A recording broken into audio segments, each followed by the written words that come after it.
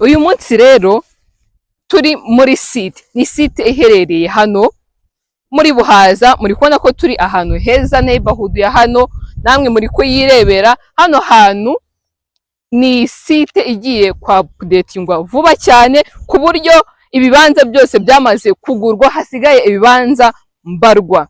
Uri kumva ko kubaka ni nyuma yo kwa updatingwa kandi biri vuba cyane. Murabizi ko Gisenyi komisiyoneri amakuru tubaha tuba tuyizeye neza 100%.